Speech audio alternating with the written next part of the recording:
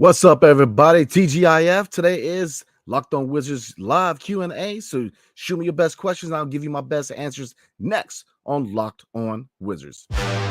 You are Locked On Wizards, your daily Washington Wizards podcast. Part of the Locked On Podcast Network, your team every day.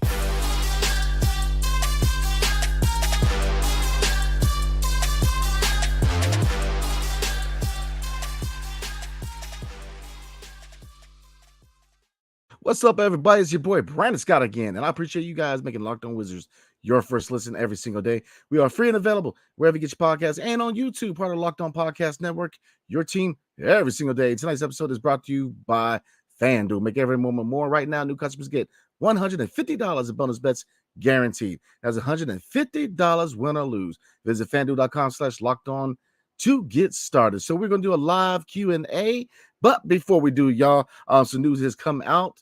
So we're going to go over that real quick. So definitely rock with your boy tonight. I definitely appreciate you guys, man, starting off your weekend, starting off your Friday night with me real quick with some live Q&A like we always do. So before we get into questions and answers, this is per Adrian Wojnarowski from ESPN.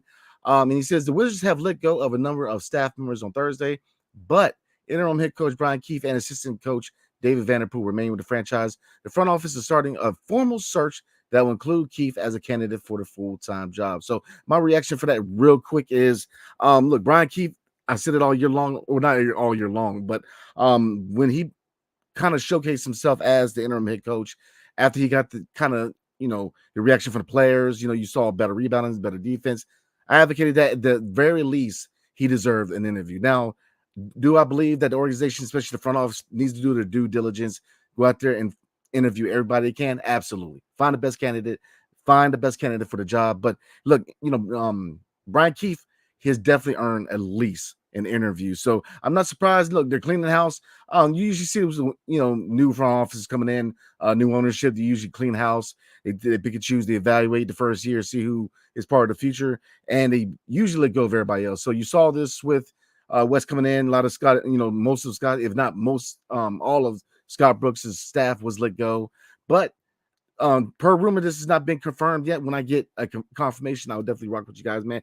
But it wasn't just only basketball side people. The rumor has it PR guys, other people in other functions of the franchise were let go. So as soon as the murky water clears, man, I'll definitely let you know who, if I can find out, was let go. But definitely, look, it's definitely a good sign. Definitely, you don't really want to ever see anybody lose their job unless it's warranted. But this front office is serious about revamping this franchise. They're serious about cleaning the house, building from the ground up, and trying to create a sustainable winner. So I don't think a lot of us were confused, or not confused, but surprised by this report. But again, they're cleaning the house, and a formal search for a head coach has started per ESPN. So let's get into Q&A like we do on Fridays. Like I said, I started doing this with you guys on Fridays, man, starting the weekend off right. It gives us, once a week an opportunity to kind of, Q&A, talk to each other. So I definitely enjoy doing this. So you guys let me know if you want to continue to do this. If not, definitely let me know. But I'm enjoying myself. So let's get into it, everybody. All right, so the first comment of the night is from Locked On Law, who says, who is the one free agent you think the Wizards should go after hard? Now, this is kind of hard to answer per se because we don't clearly know what they're going to do as far as free agency. Now, they're not going to be very active in free agency.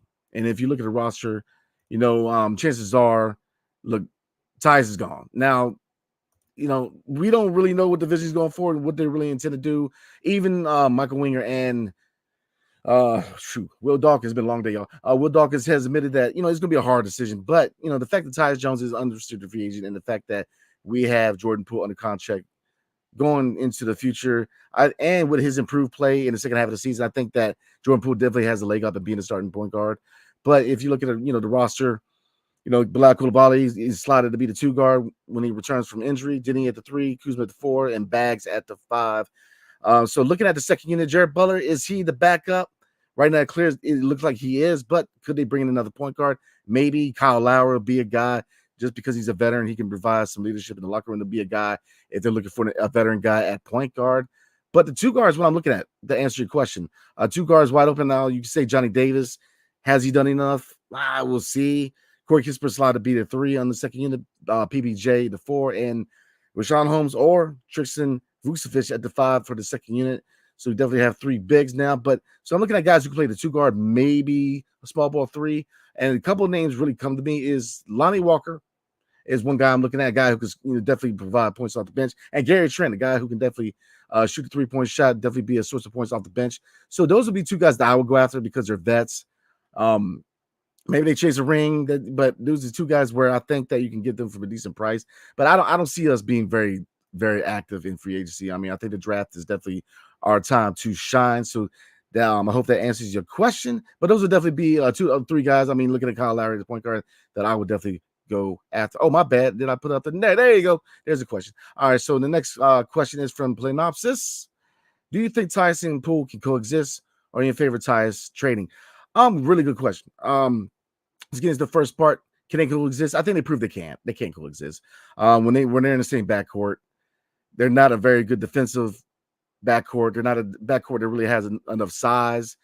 And very often, they kind of conflict with each other because they're both players that need the ball in their hands. So kind of slows down the offense, kind of messes up the fluidity of the offense. So I don't think they can coexist in the same backcourt. Now, could they coexist in DC as far as one of them making a move to 6-man? Yeah. But you could see Jordan Poole go to 6-man in a scenario where they coexist in the same roster. Tyus being a starting point guard, or vice versa.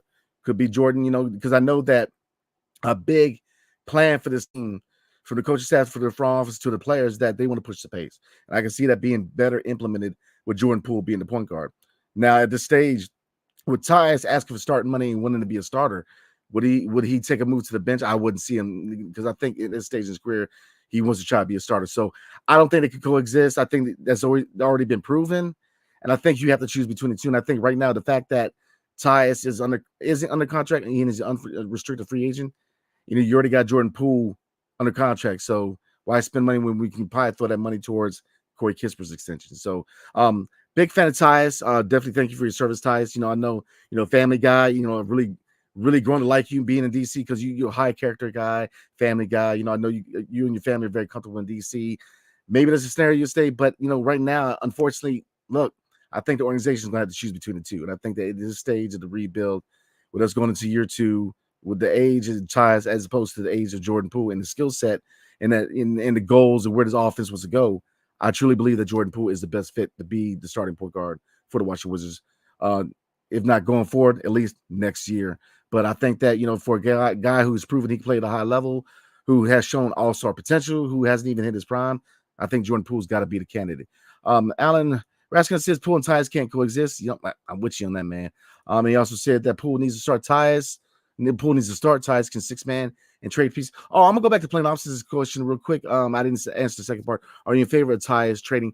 I mean, there are teams who are going to want Tyus. That comment was made at the exit interview by Michael Winger. There's going to be teams that want Tyus. Now, does he carry enough value for us to want to do a sign and trade? And maybe you could see a sign and trade. Maybe you get a guy that can play the 2 on the second unit. Like I said, I don't know where loyalty is right now, what the vision is for Johnny Davis. Naturally, he will slide in to be the 2 guard on the second unit. We shall see. If not, like I said, we already talked about free agents that could come in and be a source of points and leadership. So we got, we'll see. Player in .1. Wow. What do you think is the odds of Deni getting most improved player? I don't know what the odds are. And I got to look up who the candidates are. But look, I think he's definitely in the consideration. Now, we all know how the NBA runs, y'all. We know that team success has a lot to do with awards very often than not. And, the fact that we are the second worst basketball team in the NBA, that might hit him. But, if you look at his body of work, the fact that he worked his tail off and now he's a threat on the offensive side as opposed to just being a defensive guy who has shown offensive promise here and there. Now he's a threat. His 3-point shot the release is faster, is more, it looks better. He's attacking the rim. He's attacking the rim with aggression. He's got obviously, he's got things to work on, but he's not a finished product. But he has taken that step to where he definitely has to be in the consideration to be most improved player. But like I said, there's other factors. We know how the NBA is, man. It tends to be a popularity contest and a lot of love for big market teams for a lot of the time. So, I'm hoping that that trend changes in the NBA because I think that he definitely needs to be in consideration, in my opinion. And Alan kind of said low, but not outlandish this year. I agree. I definitely agree. I think that right next year could be a really good chance if he takes a further step, especially working his left hand, mid range and counter moves are a couple things I'm really looking for him from Deni, man, for him to add to his offensive repertoire. Let's see, Locked on Law. I wanted him to go after Luke Kennard before his knee injury. I saw him on the list too. He is another intriguing guy who can shoot. Now it's all about price tag. I don't see us spending a lot of money right now. No time soon. We're gonna start spending money when we want to add those 1 to 2 pieces to make that run towards the playoffs and contention, but we're just not there yet. So it's gonna be small moves, and a lot of the price tag is right. Maybe he can slide into 2 guard on the second unit. He provides shooting. Him and Corey Kispert, man, and be intrigued with a nice point on the second unit. And, maybe go out and get a Kyle Lowry, a guy who can kind of run the second unit as another. So there's a lot of possibilities, like I said. But again, they're not going to spend a lot of money. They're not going to be very active in free agency because, most of their rosters already locked up for the future as far as you definitely want to see another year of Patrick Baldwin Jr. So the 4 on the second unit. What did they do with Anthony Gill? Eugene Amorim, what did they do with him? Do they bring him back? So there's a lot of questions as we are very early in the offseason. The NBA season still rolling. Unfortunately, the Wizards are officially in the offseason. So let's see. Dan S says, do you have any details into who was let go yesterday? Was it the whole coaching staff except DV and BK? And who's gone from the rest of the staff? Right now it's a real murky. A lot of details aren't coming out except for the fact that they did make firings. Now, I would say that most of the coaching staff is probably gone, with the exception of obviously Brian Keefe and Dave Vanderpool. And they're going to fill out the staff. And I think that says a lot about their confidence in Brian Keefe. Now, obviously, look, they said they're going to do the due diligence, but I think it'd be crazy to not believe that he does have somewhat of a leg up. He's definitely going to be in consideration because, the locker room, the players like him. The players are really rallying behind Brian Keefe. And, here's another fact. One, you're in a rebuild. What coaches really want to come in and coach a rebuild? You already got a guy in house. So, I get it. Definitely do your due diligence. And look, money talks. Money makes the world go round, man. So, throw enough money at a big fish, maybe we might be able to get a coach. Mike Budenholzer was in the rebuild before in Atlanta, and he rode the path and turned it into a pretty good team. So, we shall see. Ain't no half Steven. I always like that name, man. Why are folks under the impression that TV and Bilal won't be playing in Vegas this summer? I know that Bilal has been talking about playing in for the French team, but here's the thing, front office dictates. Like you said last year, they told Deni, it pie behooves you to stay stateside. So usually you listen to the guys who sign your checks. So I think that if they want him to stay and do summer league, he has to be inclined to do that. I think that whether he goes to summer league or plays for Team France, I think he's definitely going to get the necessary reps. Now you can argue with him playing with Team France, we're playing guys who are all-star level. Because look, I don't know if you guys saw the Team USA team, but the international play is a higher level of competition as opposed to summer league, where it's usually rookies, second-year guys, or guys who are journeymen. So if you really want to get him a leg up in development, man, maybe you let him go play in France. But injuries happen. I get that, but like I said, I was a critic at first, but I love international play, man. After watching it, I think that you see a lot of high level games, man, and you see an evolve in international basketball situation, really atmosphere, because the U.S. ain't big dog anymore. Team Canada, the Serbians. There's a lot of teams out there who are going to challenge the USA, so it's going to be a lot of good basketball to watch, man. Gil Borohoff said, thank you for making time to talk to us. Man, hey, absolutely, man. I appreciate you guys. Rock with your boy, man, on a Friday night. Like I said, I enjoyed talking to you guys. So we're going to get into our first ad. I was rambling. So before we move on, tonight's episode is brought to you by Nissan. Are you the kind of driver that likes to push things a little further? Ever wonder what adventure could be around the next corner? Our friends at Nissan have a lineup of SUVs with the capabilities to take your adventure to the next level. So tonight we're going to talk about the 2024 Nissan Rogue, because what's good about it? Well, first of all, it's perfect for city drives and great escapes. Outdoor drives, that is. Class exclusive Google built-in is your always updating assistant to call on for almost anything. Gone are the days for connecting your phone. Google Assistant, Google Maps, and Google Play Store are built right into the 12.3-inch HD touchscreen infotainment system. The 2024 Rogue is a perfect mid-size crossover for your next big adventure. So all you guys got to do is, look, take the Nissan Rogue, the Nissan Pathfinder, or the Nissan Armada and go find your next big adventure.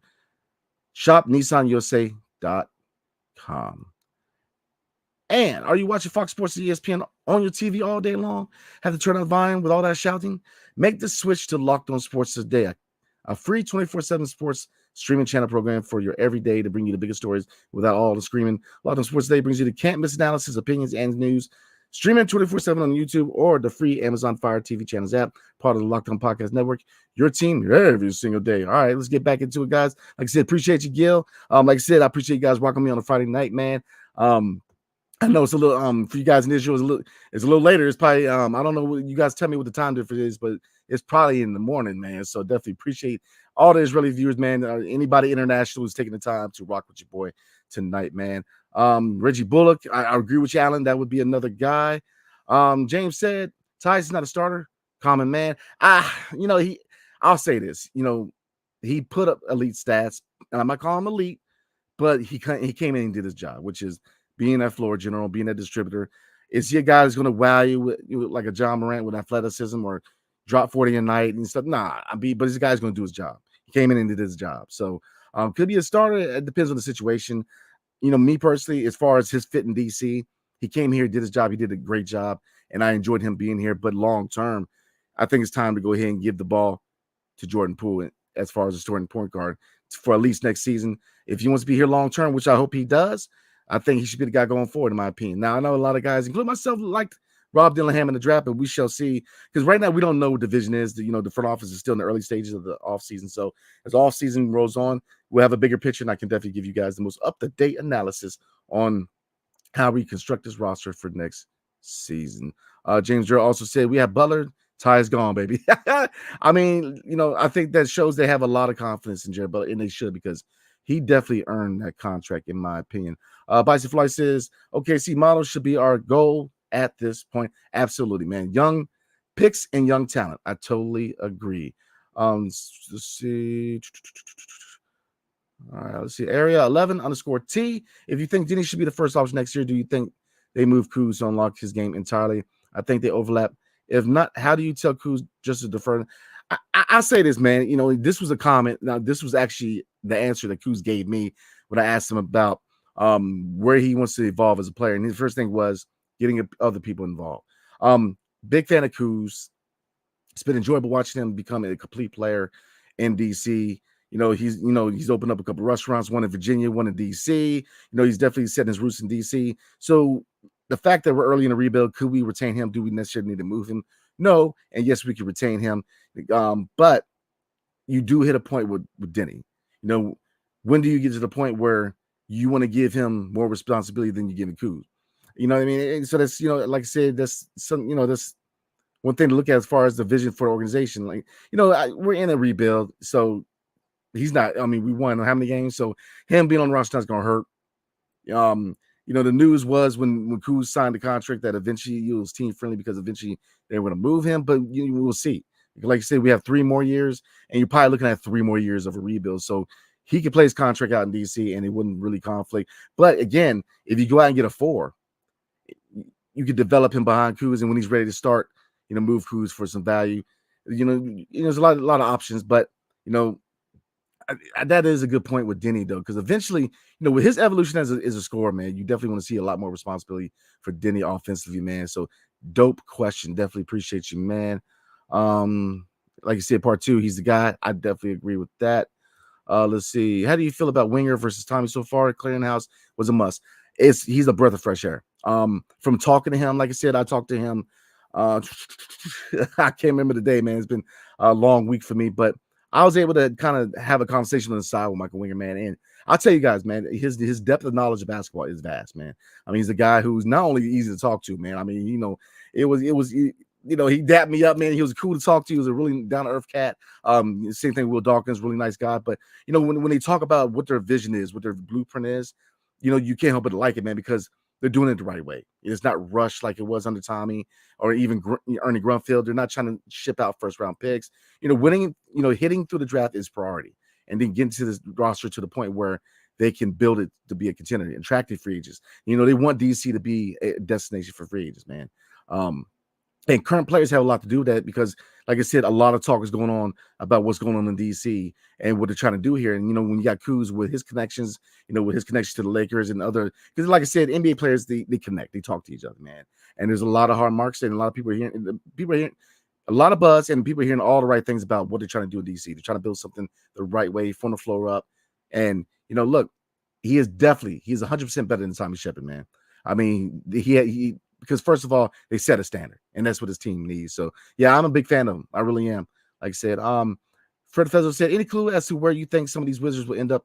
Shamet, nah, I don't see their fit on other teams, but I don't see Shamet being here. He's not guaranteed. Now, look, like we said earlier, talk about the 2-guard position on the second unit. Johnny, is he the guy? We'll see. Maybe in Summer League will reveal a little bit where he's at. There's free agents out there like Alani Walker, so we'll see. Shamet, he very well could stay because if you look at his contract, it's very, it's team friendly. So why go out there and spend money on another guy when you got a guy, So we'll see. We shall see. But I do think that Shamet and Tyus are going to be gone, and they're going to be on other teams, in my opinion, because I think that the writing's on the wall as far as what this organization is trying to do. It's a youth movement at this point. So, Shook Biz said, I set an alarm to join the talk. Appreciate you, brother. Definitely appreciate you, brother, man. Definitely appreciate you guys rocking with me on Friday night, man. So we're going to get to some more questions. This is the last ad. So we're going to knock this out, and then we're going to chop it up to the end, and then we're going to get ready to pop some bottles because it's Friday night, y'all. So tonight's episode is brought to you by LinkedIn. So when you're hiring for your small business, do you want to find quality professionals that are right for the job? That's why you have to check out LinkedIn Jobs. LinkedIn Jobs has the tools to help find the right professionals for your team faster and for free. Because look, LinkedIn isn't just another job board. LinkedIn helps you hire professionals that you can't find anywhere else, even those that aren't actively searching for a new job, but might be open to another or perfect role. In a given month, over 70% of LinkedIn users don't visit the leading job sites or other leading job sites. So if you're not looking on LinkedIn, you're looking in the wrong place. On LinkedIn, 86% of small businesses get a qualified candidate within 24 hours. That's it. Hire professionals like a professional on LinkedIn. Like I said, I'm a success story. Get out the United States Army in 2011. So, I've gotten a couple jobs through LinkedIn. So they get you quick. And, all the tools in place to help you with your resume. So, look, all you guys have to do is post your job for free at linkedin.com/LockedOnNBA. That is linkedin.com/LockedOnNBA to post your job for free. Terms and conditions apply. So let's get into it, everybody. All right. Locked on Law said, I know where some of them should end up. Oh, Lord. Oh, no. Okay. All right. Area 11_T says, if they were to take Castle, should Star be gone, and they do trade back into the lottery, who would you want to see them go after? Klingon, Khalil Ware, Missy? Woo, good question. I don't know about Klingon. Now, I'll tell you, I like Zach Edey, and I do like Klingon. But, if you look at center, like I said, it's going to become clear once we get further into the offseason because, Marvin Bagley III, he's on an expiring contract this year. If you look at Rashawn Holmes, he's on a player option. So, looking at his age, maybe he very well could enact that option. Then you have Tristan Vukcevic. So, if all of them stay, then you have 3 centers. Now, you can say that, with Rashawn Holmes and Marvin Bagley III, they're expiring contracts. So you could be looking at center next year. But then in that draft, all eyes going to be on Cooper Flag. So, and then Ace Bailey also. So we'll see. I think, you're definitely going to get a clear picture once we get closer to the draft. Now, Castle, man, I'm very, very intrigued. Like I said, it really depends on what the division is for, going forward. If Jordan Poole is considered a building block, then he's the guy at point guard. If he's not, then you very well could go after Stephon Castle. You can see Topic. Now, Topic's shot, his offensive game, as far as shooting, needs work. But look, we're rebuilding. So, but the second pick, man, that's a good question. Khalil Ware, because I do want to grab another center. Khalil Ware is a good candidate. Kling is a good candidate. So, like I said, next month I'm gonna be doing a lot of draft stuff, man. So we're definitely rocking with your boy next month. We're gonna do a lot of draft stuff because obviously, with this month, next week doing a lot of the player grades. So we're gonna do the grades for the end of the season for the players because we've already done the front office and the coaching, which it didn't take very long to Great West. So Ed says, I think this offseason will show who Will and Mike are because they had to play the cards they were dealt by Tommy. Yep. And evaluate what they had, like they said. Now I think they will know what to do. I agree. This is going to be where the true work when this front office is going to start. Because like you said, perfect comment. They were dealt the hands that Tommy dealt them. You know what I'm saying? Or so, you're going to see the real work happening this offseason, man. And I'm intrigued, man. Boom, I said it. Intrigued. I'm definitely excited to see what this front office does, man, because 2 first-round picks. From what they, from buzz, man, they're really looking at trading back into the lottery.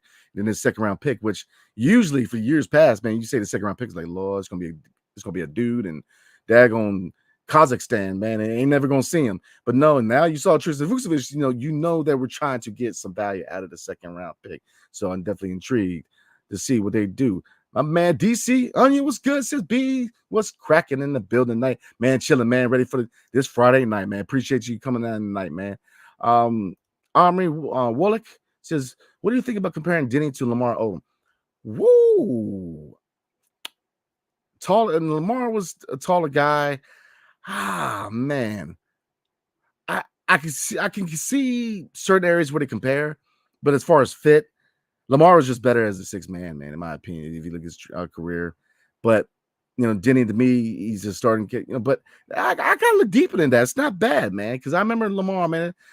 So that's a good comparison. So, the really, matter of fact, just for you, man, I'm gonna do a comparison list for Deni, man. I'm gonna get back to you, man, because Lamar Odom, that's intriguing. That's one that I didn't think about, but that is definitely intriguing, man. I appreciate that. Deni is no number one threat. Chill out. That's not his game. Think about it, DC. We were really low on his offensive games this year, man. So we'll see. Now, Kyle Kuzma, we'll see what the long-term fit is. Look, from what my aura from Kyle Kuzma is he wants to be here for a while. And like I said, it's refreshing to have a guy that wants to be here. 3 years left in the deal. Do we necessarily need to move him? So, Deni still needs to develop. That's the thing. We're starting to see fruit, a lot of his potential come to fruition, but still needs work. So maybe not put him in that role next year, but the year after, very well could see him as the number one threat. Could definitely, look, because you're looking at at the roster at the time, right? So it could happen, man. Kuzma's not a number one either. For a rebuilding team, he is, but on a contender, Kuz is definitely a third or fourth option on a contending team. But in DC, he is definitely a code number one. I see him and Jordan Poole as code number one options. But he you know what I'm saying. He's definitely number one here, but on a contender, he wouldn't be. DC Onion said, never said he was. Oh, y'all be good, man. Let's see. Israel Teague said, do you think the Wizards should draft for need or BPA? Very good question.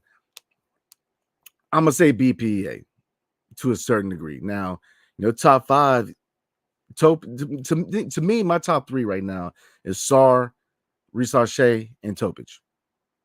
And when I expanded the top 5, I said top 3. Did I say top 5? I don't know. But top 5, Dillingham's in there. But after that is I don't know.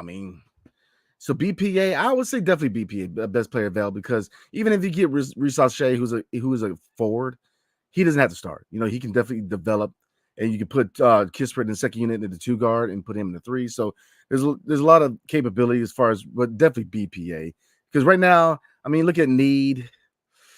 We don't right now is murky what our needs really are, because what is their vision for Jordan Poole?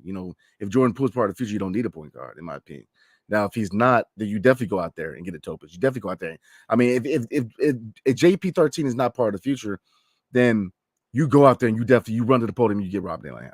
Easy. So it all depends, man. Like I said, it really depends on what the vision is going forward. But I appreciate the question. Let's see. Should Biz one said, would you prefer 10 points per game all-star defense, Deni, or 30 points per game, but defense take a dive, Deni? Put me on the spot. I love it. I would rather have the 10 points per game all-star defense, Deni. I'd rather him be a lockdown guy who, if need be, can provide quality points, but don't put the pressure on the kid to be a 30 points per game guy. No. I think he is definitely a 3-and-D guy. And, I'd rather have that, in my opinion. And, the defense is his strong point. But with his offense, man, he definitely adds another threat to our offense, and that makes the team better, man. So I'll definitely take the latter. Let's see. Ed says my issues on Kuz and Tyus is that if someone somehow either Poole, Deni, Bilal, and this year's draft picks get good, they would benefit us, but during development they hurt us. Yeah, to a certain degree, and I kind of agree. I do agree to a certain degree with that. Now, looking at Tyus, being a floor general, being a guy who's looking to distribute first, he could definitely utilize guys who on the outside to be scorers. Deni, Corey Kispert, Jordan Poole. The list goes on. He's going to be able to set guys up. But my thing is this: I want the offense to go faster, and to me, it's faster with Jordan Poole. And none against Tyus, man. I like Tyus, man, and I wish him well, man. I really do. Kuz, he's got to find out with it, and he knows this. Look, I'm telling y'all, he knows this. He knows that with him being here, the only way that they can develop is for him to find ways to get other people better, for him to find other ways to get other people involved. And so he knows that. So, for Kuz, he's definitely a guy who wants to be he's that scorer, right? That scoring mentality, man. So he wants to drop 30 a game. But, the biggest thing is, and he knows this because he wants to be part of a rebuild, which you don't find many veterans want to be part of a rebuild, but he does. But he knows that for this team to be successful, if he's to be on the roster, is for him to find other ways to get other people involved, find ways to get other people better. So I think that, could we still rebuild with them on the roster? Yeah, absolutely. But I think that, looking at point guard, Jordan Poole is the best candidate. And Kuz, as long as he finds ways to get other people involved, absolutely. Because he has been a source of leadership for this organization, man. So, but the priority number one is player development. And so any decisions made have to be centered around how does scouting and development prosper. So, and that's my take on it. Anything that conflicts with that is got to go. The priority for this team should be scouting and development, and that is it. That is your first, second, and third option. Let's see. DC Onion says, I don't trust the front office. Seems like they're blowing smoke up our aspirin. I would say that, man. You see a difference, man. Now, DC, rock with your boy, man. I'm gonna try to sway you a little bit. Give him some time. I'm telling you right now, there is a difference. I've seen his team under Ernie Grunfeld. I've seen his team under Tommy Shepard. And I've talked to people I've talked to insiders, man. And you get a different vibe. There's a different vibe in the building, man. And I get it. Rebuilds suck. Rebuilds are hard to watch. Rebuilds are hard to be in because it's a long process, but especially if it's done right. That's the thing. It's going to take time because it needs to be done right. But I'm trying to tell you, my man, man, trust me, give him some time. Give him some time because you're gonna see a quality product at the end of this. So give him some time. Definitely give him some time, man. John Hickman said, who should the Wizards draft if they get the number one pick? Sarr, easy. Put him in and he can play the 4. Because my vision is if you get Sarr, if you develop him and Vucevic, 3 years from this point, you have at the 4 and at the 5, 7-footers.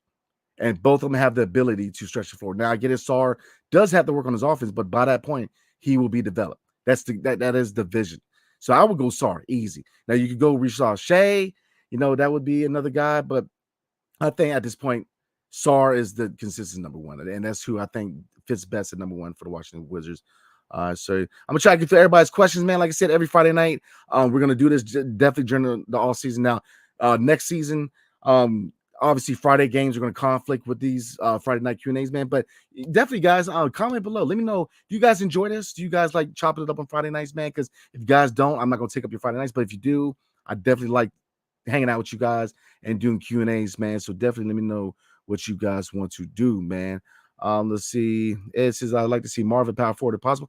That's intriguing too, honestly. And I think that clears up the second, I mean, it could. Let's see it. Okay, let's run through this. All right, so for Marvin Bagley III to be at the 4, that means you're starting Rashawn Holmes. That means you're sliding Kuz to the 3.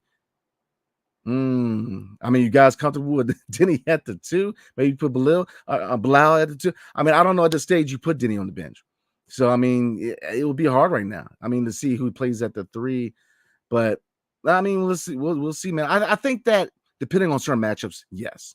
Definitely teams against teams like the Cleveland Cavs where you got Mobley and Allen, man. I think you definitely make that move. But as a permanent lineup, I don't know right now. Nicholas Moore says, What's it like being a fan of a losing franchise? I mean, if you keep your expectations in check and you know where your wins and losses are, you're not going to be disappointed. Now, me personally, been a Wiz Bullets fans my whole life. I grew up in the DC area. I'm born in Georgia, but I grew up in Northern Virginia.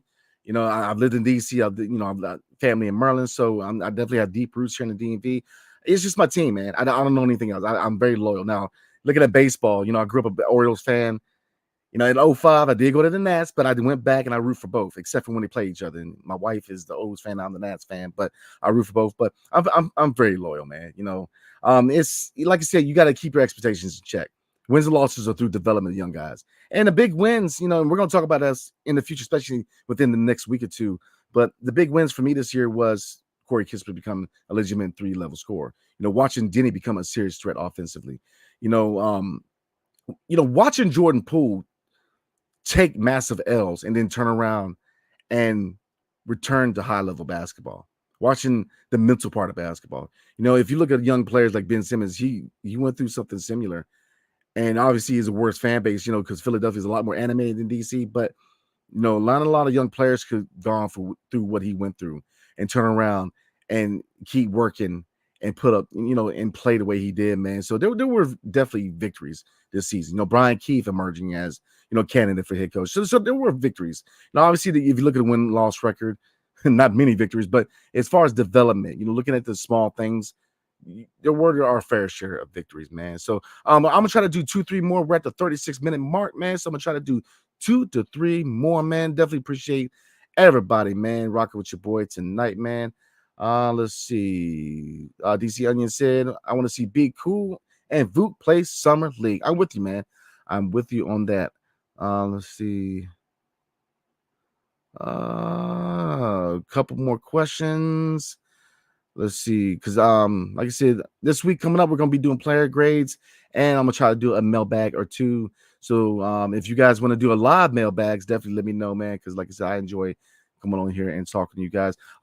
Self-made man in California, do you think we can get Sarr and Isaiah Collier? Absolutely. I think that you can grab both. Absolutely. And with Isaiah Collier, I think that he needs work, he needs development. But with Jared Butler, he doesn't need to be thrown in the fire right away. I think he could develop in DC because, like I said, they have definitely revamped the scouting department, man. So development is definitely key, man. So I get the concerns. Look, they're putting in work in the right places, y'all. So I'm trying to tell you guys, man. Let's see. Couple more. My man Shug is on here making me laugh, man. Let's see. He said, I can't tell what's funnier. Ed not trying to cuss or B Scott. That, I will be honest, man. I always try to get E to at least drop one curse word, man, because sometimes you just need to drop a good F word. Boom, you know what I mean? So, but Ed's my guy, man. Definitely miss rolling with him, man. And we're definitely gonna get on him on here as much as possible, man. So, because I miss rolling with my big dog, man. So, let's see. I definitely appreciate the comments, everybody. We're getting to the end. So, man, we finally got to the end. So I'm gonna hit the last comments and we're gonna call it a night because this bourbon is mean mugging me, y'all. So let's see. Shook Biz again said B Scott should get a coffee cup to sip on when he don't want to say what he wants to. That's a good point. Okay, I can rock with that. I'm a big coffee guy, so I can rock with that, man. I can definitely rock with that. Locked on Law says Friday works for me. I have client appointments on other nights. Cool. Got you, man. So, everybody else, let me know how you guys want to roll, man. Friday nights are cool. We're going to do this every Friday night, man. So, DC Onion says, hit the like button for B. Appreciate you, man. Definitely appreciate you, man. Definitely appreciate you, bro. And Leo Ephraim says, huge fan of the show, Brandon. Appreciate you. Definitely appreciate y'all, man. So that is the end, man. It's been a while since we hit the end. We got 31 people. I get it Friday night, man, in different time zones. But look, blessings, man. I definitely appreciate the 31 people that come in to spend time on your Friday night to rock with me. So definitely appreciate you guys, man. So we're going to go ahead and wrap it up. I will see you guys on Sunday. Like I said, next week, we're going to dive into player evaluation, player grading. And then, look, next month, we're going to get into a little bit of free agency. And obviously, by that point, a lot of news is going to come out about the head coach search. So when I get the news, you guys get the news. And obviously, like I said, next month, doing a lot of draft stuff, man, a lot of draft evaluation, man, because I believe this draft, man, is highly valuable. This is a really highly developmental draft, but it's a very important draft, man, because these next three drafts are very important for the long-term vision of this franchise, man. So definitely appreciate you guys, man. Shook said, absolutely keep the Friday going, baby. Got you, B. Got you. So again, appreciate you guys, man. Everybody have a good night. So Locked On has launched the first ever national sports 24/7 streaming channel on YouTube, and now it's also available on the Amazon Fire TV and the free Fire TV channels app. Locked On Sports Today is here for you 24/7, covering the top sports stories of the day with the local experts at Locked On, plus our national shows covering every league. Find Locked On Sports Today now available on the free Fire TV channels app. So again, appreciate you guys, man. Definitely appreciate you guys. So everybody have a blessed and safe weekend. Enjoy your Friday night, man. For you guys to drink, definitely drink responsibly. Do not drink and drive, but definitely appreciate you guys, man. So I will see you guys Sunday night. So everybody, hail to the Wizards and peace. Everybody have a good weekend.